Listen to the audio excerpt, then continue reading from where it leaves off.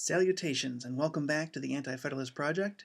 This is the final introductory video, and in this video I'll be discussing the Constitutional Convention at Philadelphia. So, in the previous videos I already discussed some of the perceived weaknesses of the Articles of Confederation of 1781 to 1789 and the events that led up to Shays' Rebellion in 1786 to 1787. The Constitutional Convention held in Philadelphia would take place in May 1787, and it would continue until September. Essentially, the Constitutional Convention came about because James Madison in the Virginia legislature called for all the states to convene in Annapolis, Maryland. The formal name of that meeting would be Meeting of the Commissioners to Remedy Defects of the Federal Government, close quote. However, only delegates from Delaware, New Jersey, New York, Pennsylvania, and Virginia showed up to Annapolis. So the delegates at the convention, realizing that they didn't have enough representation, remember the Articles of Confederation required that all the state legislatures approve or ratify any of the changes to the articles, and therefore the delegates at Annapolis convention called for Congress and all the other state legislatures to set a new time and place for a new convention. In the report of proceedings in Congress, they had said, quote, resolved that in the opinion of Congress it is expedient that on the second Monday in May next a convention of delegates, who shall have been appointed by the several states, be held at Philadelphia for the sole and express purpose of revising the Articles of Confederation and reporting to Congress and the several legislatures such alterations and provisions therein as shall, when agreed to in Congress and confirmed by the states, render the federal Constitution adequate to the exigencies of government and the preservation of the Union. Close quote. So, at the Pennsylvania State House, now known as Independence Hall in Philadelphia, May 1787, 55 delegates would gather from 12 states, convening for the purpose of making suggestions for amending the Articles of Confederation. Early on in the convention, it was decided by the delegates that the convention should be held in secret, with only the selected delegates to be allowed to attend.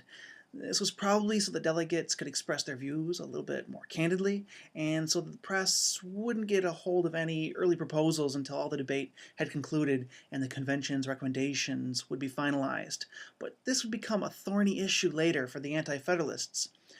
From their perspective, holding the convention in secret kind of implied a conspiracy to institute tyranny. The Constitutional Convention itself is, worthy, very worthy of lengthy exposition. But for my purposes here, I would like to fast forward through the convention's 4 months of lengthy debates and compromises. If you happen to be interested in the details of the Constitutional Convention, I can wholeheartedly recommend teachingamericanhistory.org/convention/intro.html, where Gordon Lloyd has done a lot of great work. Kudos to Mr. Lloyd. So anyway, essentially, the final proposal of the convention was put together through a series of compromises of different interests. A famous example of this would have been the reconciliation of Madison's Virginia plan, which would have been best for the interests of the larger states like Virginia and New York, and the New Jersey plan, which would have been best for the interests of the smaller, less populated states like New Jersey, to form a bicameral or two houses of the legislature. These kinds of differences of interest were reconciled by making compromises, such as the Connecticut Compromise in this case. And after 4 months of argument and debate in the summer heat, and I understand it was a scorcher, of Philadelphia, meeting every day of the week except for Sundays, the final draft, what we know today as the Constitution, was signed by 39 of the 55 delegates that were there. Benjamin Franklin would say of the Constitution on the last day of the convention, quote, there are several parts of this Constitution which I do not at present approve, but I am not sure I shall never approve them. I doubt, too, whether any other convention we can obtain may be able to make a better Constitution. It therefore astonishes me, sir, to find this system approaching so near to perfection as it does, and I think it will astonish our enemies. Close quote. So after the drafting and signing of the Constitution, they would be sent to the state legislatures for ratification. And the most important features of this Constitution that would be of dispute in the ratification debates is that the Constitution essentially replaces the Articles of Confederation by ignoring the requirement that all the state legislatures were required to amend the Articles, and that the new Constitution had what the Anti-Federalists would consider a national character rather than a federal composition. Patrick Henry remarked during the Virginia ratifying convention that, quote, that they exceeded their power is perfectly clear. The Federal Convention ought to have amended the old system.